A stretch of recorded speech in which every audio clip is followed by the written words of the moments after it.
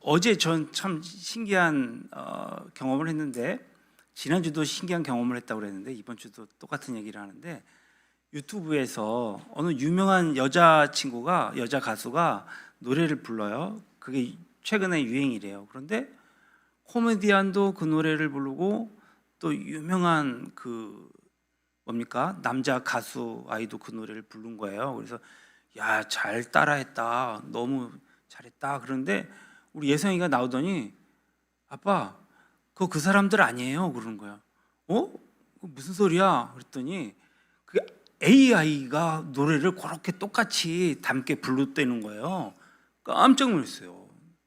나는 박명수가 노래를 그렇게 원래 잘하는 줄 알았지만 어떻게 저렇게 잘하나, 알고 보니까 음색이랑 그 사람의 특유한 억양이랑 이런 걸 섞어서 AI가 그렇게 불렀다는 거예요. 그래서 야, 정말 무서운 세상, 대단한 세상이 되었구나라는 생각을 해봤습니다. 몇 주 전에 제가 얘기한 것 같은데, 타임스퀘어에서 어떤 야경을 뒤로 배경으로 하고 여자가 이렇게 걸어가는 내용이, 그게 사람이 그냥 말로 했을 때 AI가 스스로 이렇게 생각해서 그렇게 지어낸 그런 그 화면이라는 얘기를 한번 말씀을 드렸는데, 여러분들 한번 보십시오. 전혀 이게 만들어진 사람이라고 느껴지지 않습니다. 그러니까 지금 우리는 어디에 사는가? 우리는 실상과 허상에 대한 구분을 정말 온전히 구별하지 못하는 시대에 살고 있다라는 생각이 듭니다. 그래서 인터넷 뱅킹이나 이런 금융 사기 같은 것들의 대부분이 이렇게 화면상으로 나오는 그 그림만을 믿고 투자하거나 금융적인 이렇게 거래를 했을 때에 문제가 일어나는 것을 우리는 간과하지 말아야 할 것입니다. 자, 오늘은 어떤 내용이냐면, 오늘이 무슨 날입니까? 종료주일이죠. 오늘 12절 그 이튿날이라는 말로 시작되고 있는데요. 여기서 이튿날이라는 말은 마리아가 주님의 발에 향유를 부어드렸던 그 다음 날을 의미합니다. 그러니까 마리아가 주님을 만났던 날이 유월절 엿새 전이었으므로 이 날을 유월절 닷새 전이다, 이렇게 생각하시면 되는데, 다시 얘기하면 그 전날이 토요일이었으므로 오늘 이 날은 주일날이었습니다. 더 정확하게 말하면 2000년 전 바로 오늘입니다. 2000년 전 오늘 도대체 무슨 일이 일어났는지 오늘 본문 12절, 13절에는 이렇게 증거하고 있습니다. 그 이튿날에 명절에 온 큰 무리가 예수께서 예루살렘으로 오신다는 것을 듣고 종려나무 가지를 가지고 맞으려 나가 외치되 호산나, 찬송하리로다, 주의 이름으로 오시는 이 곧 이스라엘의 왕이시여 하더라. 그러니까 유월절 명절을 앞두고 이스라엘 전역에서 수많은 무리가 성전이 있는 예루살렘으로 모여들었을 때에 유월절 예식에 참여할 수 있도록 율법에 따라서 먼저 성결 의식을 치러야 하는데, 성결 의식을 치르기 위함에 많은 사람들이 모였더라. 그들이 명절 때마다 예루살렘 성전의 모습을 보이셨던 예수님을 찾아보았지만 이번에는 예수님을 볼 수가 없었습니다.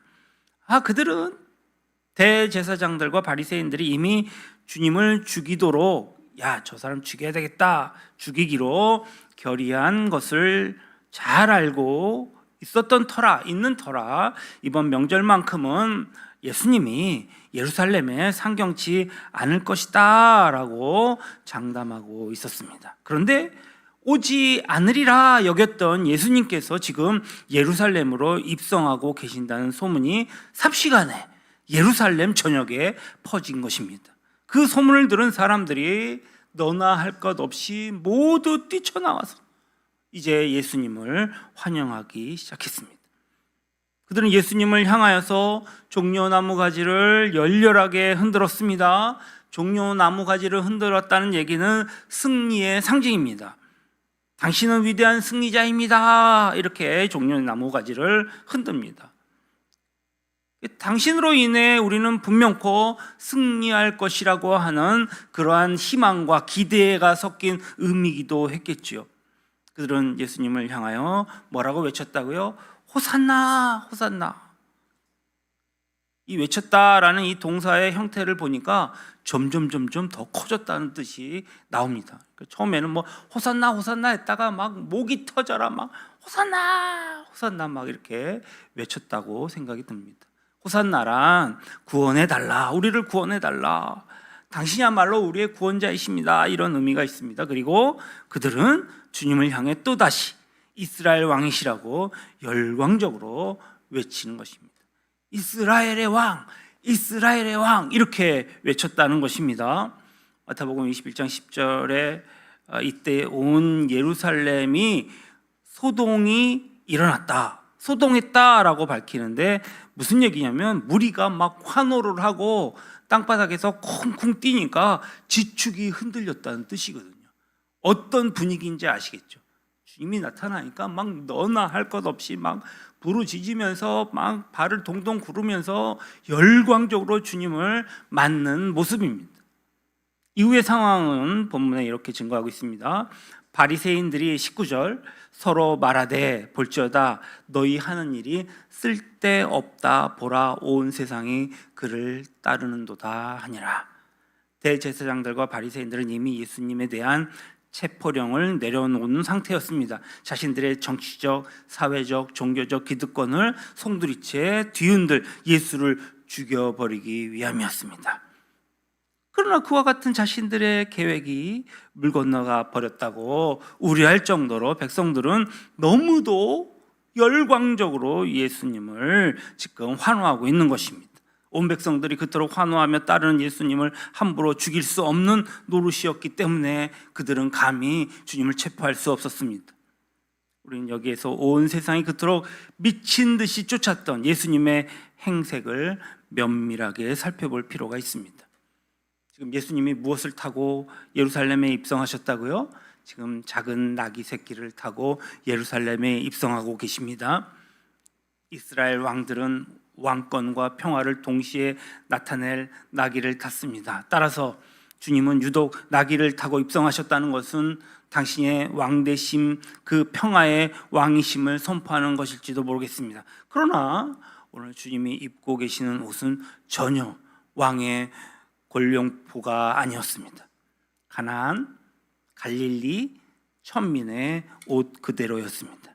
예수님이 그 화려한 왕의 그 문양이 새겨진 가죽 안장에 앉아서 오신 것도 아닙니다.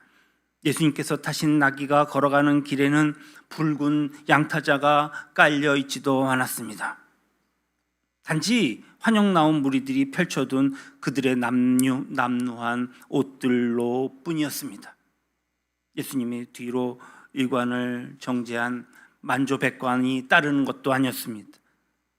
비난한 갈릴리에 고기 잡던 초라한 몰골의 12제자들이었습니다. 아무리 눈을 씻고 보아도 그것은 왕의 행렬일 수가 없었습니다. 만약 정신 나간 사람들의 왕의 행렬을 흉내내고 있는 것이 아니라면 그것은 사람들을 웃기기 위한 희극임이 틀림없어 보입니다. 하지만 이스라엘 백성이 그 행렬을 보고 재밌다거나 막 박장대소를 한다거나 그런 것도 아니었습니다. 무슨 정신 나간 짓거리를 하느냐 비웃는 것도 아닙니다. 그들은 행렬 제일 앞에 계신 예수님을 향해서 당신이야말로 승리자이십니다, 우리를 위한 진정한 구원자여, 진정한 이스라엘의 왕입니다 라고 목이 터져라 열광적으로 환호하였습니다. 그냥 한번 해본 것이 아닙니다. 그들은 정말 진심으로 정말 열광을 하였고 진정으로 환영하고 있는 것입니다.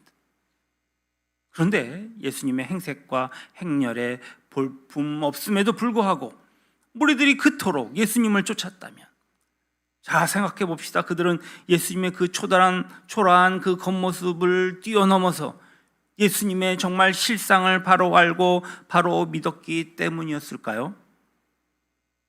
오히려 그와 정반대로 그들은 주님의 실상을 전혀 알지 못했기에 그토록 지축이 흔들릴 정도로 주님을 환영했을지도 모릅니다. 이게 무슨 말인가 생각할 수 있습니다. 17절로 18절은 다음과 같이 사실을 밝혀주고 있습니다. 오늘 나사로를 무덤에서 불러내어 죽은 자 가운데서 살리실 때에 함께 있던 무리가 증언한지라.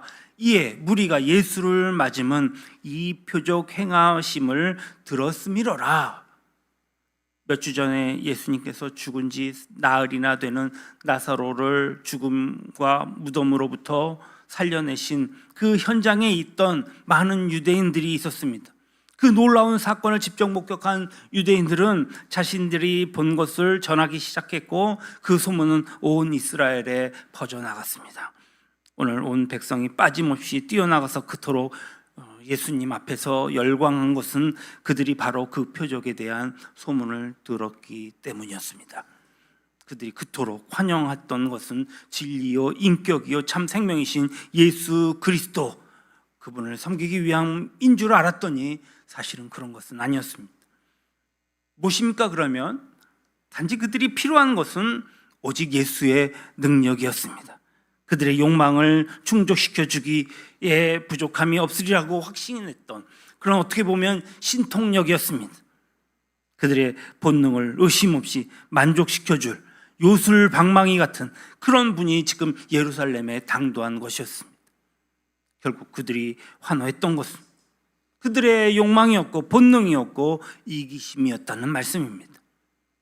바꿔 말하면 그들은 예수 그리스도의 실상이 아니라 그들의 욕망과 본능과 이기심이 빚어낸 예수 그리스도의 허상을 향한, 그 허상을 향해 그토록 열광하였던 것이었습니다. 그러나 예루살렘에 입성하신 예수님께서는 그들의 기대와는 달리 그들의 욕망을 전혀 채워주시지 않았습니다. 그들은 말할 수 없이 큰 배신감을 느꼈습니다. 아무도 그들을 배신치 않았지만 그들은 그들 자신에 의해 배신당한 자들이었습니다.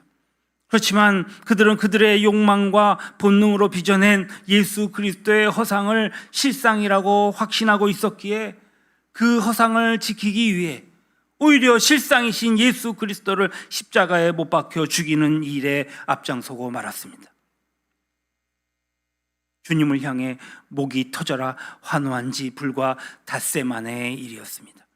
2000년 전 오늘 아침 주님께서 호산나를 외치느라 지축이 흔들렸던 이 이스라엘 백성들이 불과 닷새 후인 금요일 아침에 예수님을 십자가에 못 박아 죽이라고 외치느라 또 한 번 지축을 흔들어 놓았던 것입니다. 호산나를 외쳤던 함성의 여운이 채 가시기도 전의 일입니다. 오늘 9절에는 이와 같이 얘기합니다. 유대인의 무리가 예수께서 여기 계신 줄 알고 오니 이는 예수만 보기 위함이 아니요 죽은 자 가운데서 살리신 나사로도 보려 함이로라. 예수님께서 예루살렘에 입성하기 전날, 즉 토요일에 아시는 바와 같이 베다니에서 머무셨습니다. 그 소식이 퍼지자 많은 사람들이 베다니로 몰려들었습니다. 예수님을 뵈려는 것은 물론이고 그와 동시에 무엇을 보기 위함이라고요? 죽은 지 나흘 만에 살아난 나사로를 직접 자기 눈으로 확인하기 위함이었습니다. 그러나 그로 인해서 대제사장 무리들은 더욱 신경이 날카로워져 버렸습니다.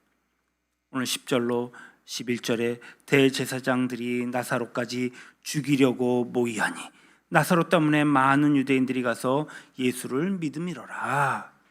예수를 잡아 죽여 버리기로 결심했다. 이 대제사장들은 한 걸음 더 나아가서 죽음에서 살아난 나사로까지 이제 살해해 버릴 것을 모의했던 것입니다. 죽은 지 나흘 만에 살아난 나사로가 건재하는 한 나사로를 보고서 예수님을 믿는 유대인들이 계속 늘어날 것이기 때문입니다. 이것이 바로 토요일 밤의 일이었습니다. 토요일 밤, 그 누구보다도 하나님을 더 잘 알고 있다고 자부하는 이 대제사장들과 바리새인들은 하나님의 아들이신 예수 그리스도와 그분에 의해 다시 살아난 나사로를 동시에 죽여버릴 것을 결의하였던 것입니다. 그 이튿날 아침 누구보다도 메시아를 대망하던 이스라엘 백성들은 호산나를 소리 높여 외치면서 예루살렘으로 입성하시는 예수님께 열광합니다. 예수님을 죽이려고 모의한 대제사장과 바리새인들, 예수님을 향하여서 미친 듯이 열광하는 이스라엘 백성들, 이 두 부류의 사람들. 그런데 우리는 착각하지 말할 것이 있으며, 적어도 외관상으로는 양극에 처해 있는 정반대의 사람들처럼 보입니다만, 그러나 한 껍질만 벗기고 그 속을 들여다보면 그들에게서 아무런 본질적인 차이가 없음을 발견하게 될 것입니다. 이것은 그들 모두 예수님의 실상이 아닌 허상을 보고 있는 자들이었기 때문입니다. 자기들 나름대로 빚어낸 예수님의 허상 말입니다. AI가 빚어낸 허상 말입니다. 다시 말해 자기 욕망, 자기 생각, 자기 본능, 자기 이기심으로 대변되는 자기라고 하는 우상을 붙들고 있다는 의미에서 예수님을 죽이려는 대제사장들과 주님을 향해 열광하는 백성들은 모두 동일한 사람들이었습니다. 그렇게 그들은 불과 닷새 후에 한 통속이 되었어 예수님을 십자가에 못 박혀 죽이라고 목에 핏발을 세워가며 한 목소리로 고함을 질렀던 것입니다. 예수님께 열광하던 백성들은 금요일이 돼서야 예수님을 못 박아 죽이는 것이 아닙니다. 오늘 2000년 전 오늘 아침 주님을 향해 호산나하고 열광하던 그 이전부터 이미 주님을 죽이고 있었던 것입니다. 왜냐고요? 예수님의 허상을 붙들고 있었기 때문입니다. 예수님의 허상을 붙들어하는 것 자체가 벌써 예수님의 실상을 죽인 결과였기 때문입니다. 예수님께서 하나님을 알지 못하는 자들에 의해 돌아가신 것이 아닙니다. 하나님을 알지 못하는 이방인들을 위해 돌아가신 것입니까? 하나님이 보내신 메시아를 믿지 않는 자들에 의해 못 박힌 것이 아닙니다. 누구보다도 하나님을 더 잘 안다고 자신하던 자들, 그러나 메시아의 실상이 아닌 허상을 붙잡고 있던 자들에 의해서 주님은 죽임을 당하셨던 것입니다. 그러므로 주님의 허상을 빚어내는 자는 차라리 주님을 모르는 자보다 더 무서운 것입니다. 주님을 모르는 자는 주님을 모르기 때문에 주님을 십자가에 못 박을 일도 없습니다. 만약 오늘 아침에도 주님께서 고난당하신다면 그것은 주님을 알지 못하는 불신자들 때문이 아닌 것입니다. 주님을 믿는다고 고백하고 있는 크리스찬, 그러나 자기의 욕망과 본능을 주님께 투사시켜서 끊임없이 주님의 허상을 빚어내는 그리스도인들, 주님을 믿는 것 같지만 실은 주님의 이름으로 포장된 자기라는 우상을 섬기고 있는 그릇된 크리스찬 때문일 것입니다. 그들은 누구보다도 열렬히 주님을 환영하지만 그러나 실은 주님의 손과 발에 대못을 박는 자들이며 그것도 모자라 주님의 옆구리를 창으로 찔러보기까지 하는 자들입니다. 이처럼 크리스찬 아닌 크리스찬의 모습이 실은 우리 모두의 자화상임을 잊어서는 안 될 것입니다. 저의 소망이 있다면 주님이 거니셨던 그 예루살렘, 그 이스라엘을 방문하여 그 걸음을 뒤따라가는 것입니다. 우리 인천남 지방에서는 작년에 4년 후에 여행을 하는 것으로 계획을 세우고 준비하였지만 갑자기 전쟁이 터지는 바람에 전쟁으로 인해서 좌절됐는데 참 아쉽습니다. 그래서 다른 교회 목사님의 성지 순례기를 제가 읽어봤는데요. 이집트의 영토인 시나이 반도 남단에 있는 그 유명한 시내산이 자리 잡고 있습니다. 전 인류를 대표한 이 모세가 하나님으로부터 하나님의 법을 받았던 그런 산입니다. 인간이 바로 그 법, 그 말씀을 통하여서 하나님의 실상을 만나는 은총을 얻게 된 그러한 산이었습니다. 여호와 하나님을 믿지 않는 회교도들까지도 아직 하던 옛날부터 그 산을 제벨무사라 해서 모세의 산이라고 명명하고 그 산을 신성시했었습니다. 그러니만큼 기독교인들에게는 더없이 아주 중요한 산이요 거룩한 산인 것입니다. 산이 높이가 한 2285m 정도 된다고 합니다. 아침 새벽부터 일찍 일어나서 가야지 어느 정도 정상에 등정한답니다. 이 목사님도 새벽 1시 반부터 이제 준비하고 해발 1500m 지점에서부터 출발하여서 시내산 정상을 향해서 등장하기 시작했답니다. 칠흑 같은 찬 공기를, 밤에 찬 공기를 가르면서 3500년 전 같은 이 산실에 올라갔던 그 모세의 심정으로, 그리고 당신의 실상을 보여주기 위해 모세를 불러 올리신 이 하나님의 사랑을 정말로 몸으로 가슴으로 느끼면서 그 가파른 산길을 가슴 벅차게 헐떡거리며 감격에 들어 이렇게 올라갔다고 합니다. 마침내 이제 설레는 가슴으로 4시간 만에 정상에 올랐을 때에 이 목사님은 그만 충격을 받지 않을 수 없었답니다. 그곳은 아주 자그마한 예배당 하나가 세워져 있는데 정말 쇠락할 대로 쇠락한 그 예배당의 출입문은 정말 어른 2주먹보다 훨씬 큰 그 큰 자물통으로 채워져 있어서 아무도 들어갈 수 없었다고 합니다.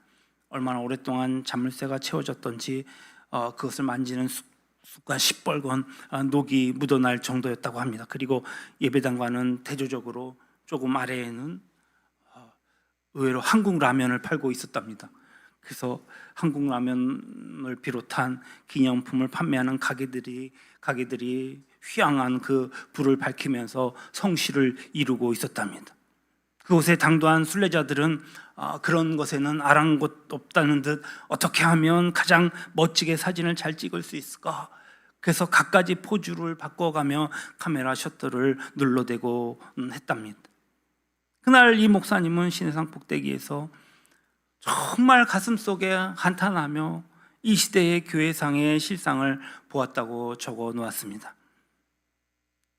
주님을 멈춤 없이 따라가야 할 영적인 통로는 거대한 자물쇠로 굳게 닫아 놓은 채 인간의 본능과 욕망을 채워줄 기복주의, 현세주의, 물량주의, 상업주의란 상품만 요란하게 진열하고 있는 오늘의 교회, 주님의 모습은 간대 없이 오직 자기를 더 뽐내어야 좀 잘난 것 같고 좀 멋있게 보여야 사람들로 가득 찬 교회가 될 것 같고, 그래서 주님의 실상은 파괴하고 쉼 없이 못 받고 있는 오늘날의 한국교회의 실상을 보며 바로 그 모습이 자기 자신이라고 이 목사님은 고백하고 있습니다.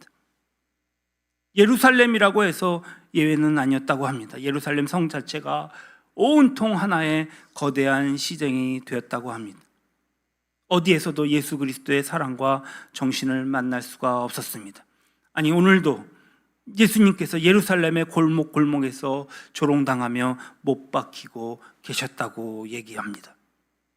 그것 또한 본질을 상실한 이 시대의 교회의 모습이 아닌가 싶습니다.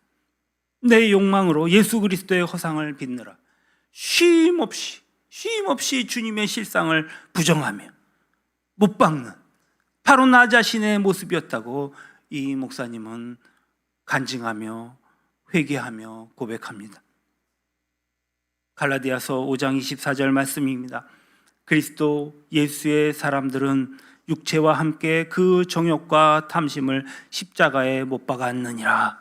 우리가 진정한 크리스천, 주님의 참된 제자가 되기를 원한다면 이 고난주일 주간, 이 종료주일 아침에 우리는 먼저 우리의 욕망과 정욕과 본능을 십자가에 못 박아야만 합니다. 아무리 비싼 대가를 치르더라도, 그렇게 할지라도 이것을 포기치 말아야 합니다. 나의 정욕과 욕망을 못 박는 것은 내가 이제껏 빚어왔던 주님의 허상을 못 박는 것이요, 동시에 십자가 위에서 예수 그리스도의 실상을 만나는 유일한 길이기 때문입니다. 나를 못 박는 자는 그리스도 안에서 참된 생명의 삶, 새로운 진리의 삶을 살 수 있습니다. 자기를 못 박는 것으로부터 영원한 생명의 부활이 생명이 시작된다는 사실을 잊지 마시기 바랍니다. 어떤 경우에도 더 이상 주님을 못 박는 자가 되어서는 안 됩니다. 그것은 곧 자신을 영원히 죽이는 접경입니다. 그렇다면 우리는 스스로 살펴봐야 합니다. 나는 정말 주님의 제자답게 사랑하며 섬기며 진정으로 주님을 대했는가? 오늘 화려한 종려 주일이지만 우리의 마음을 다시 한번 들여다보며 주님 앞에 온전히 고백하는 저와 여러분 되시기를 주님의 이름으로 축원합니다. 기도하시겠습니다.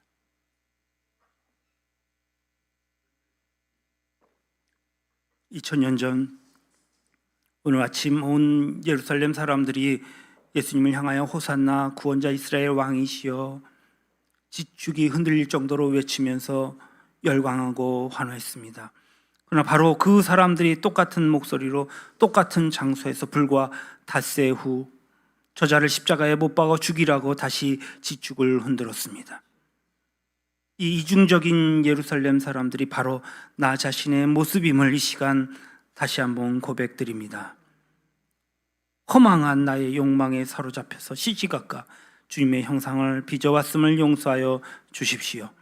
그때마다 길이요 진리요 생명이신 예수 그리스도의 실상을 못 박아왔음을 용서하여 주십시오. 내가 그동안 창조주의 자리를 빼앗고 하나님의 자리에 앉아있던 죄악을 용서하여 주십시오. 그럼에도 내가 가장 이상적인 그리스도인이라 스스로 착각하며 살아온 어리석음을 용서하여 주십시오. 아무도 나를 따라오려거든 먼저 자기를 부인하고 자기 십자가를 지라고 말씀하신 주님, 이 고난주간 종로주일 아침에 먼저 우리 자신, 우리의 정욕과 욕망을 미련 없이 못 박을 수 있도록 힘을 우리에게 주시기를 원합니다. 그리하여 예수 그리스도의 실상과 날마다 매 순간마다 연합하는 진정한 그리스도인들이 되게 도와주시옵소서. 예수 그리스도의 이름으로 감사하며 기도드립니다. 아멘. 수많은